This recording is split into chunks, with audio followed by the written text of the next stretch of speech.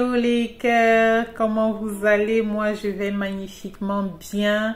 Je vais déjà adresser toutes mes admirations à un grand homme, un grand éducateur, un grand enseignant, le plus grand de tous, Papa Claude Olivier Adiaba,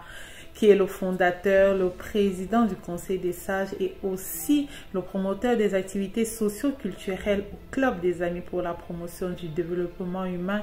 à qui je dis toute ma gratitude parce qu'il me permet d'être là avec vous pour partager mon commentaire de ces enseignements, de ces messages, et en l'occurrence ici le message à l'occasion de la rentrée 2023-2024, une rentrée qui s'est passée dans de belles conditions. Voilà, Papa Claude Olivier Adiaba, comme à l'accoutumée depuis bientôt 3 décennies, assure l'accompagnement, l'encadrement des jeunes, des enfants en tant qu'enseignant, en tant que psychopédagogue d'envergure, en tant qu'éducateur.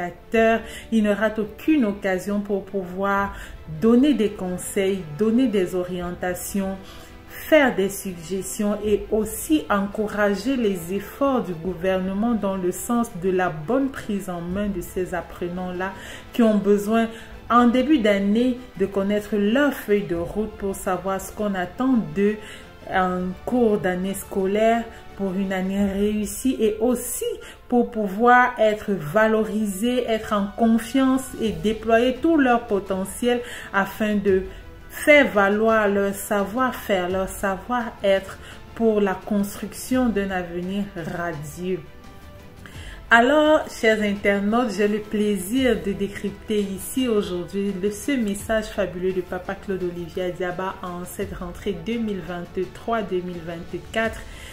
qui va dans le même sens, je vais dire, que celui de l'année dernière, là où il était question aussi de digitalisation, avait un thème déjà l'année dernière qui était digitalisation des enseignements, un déterminant efficace et efficient de l'offre de formation au ministère des enseignements secondaires. Voilà, un thème qui mettait déjà sur la table de la formation l'outil informatique, la gestion et l'utilisation de l'outil Internet au service de la formation, au service de l'enseignement, parce que vous vous rappelez déjà il y a 2 ans on faisait face à la grande pandémie de la COVID-19 qui obligeait les uns et les autres à être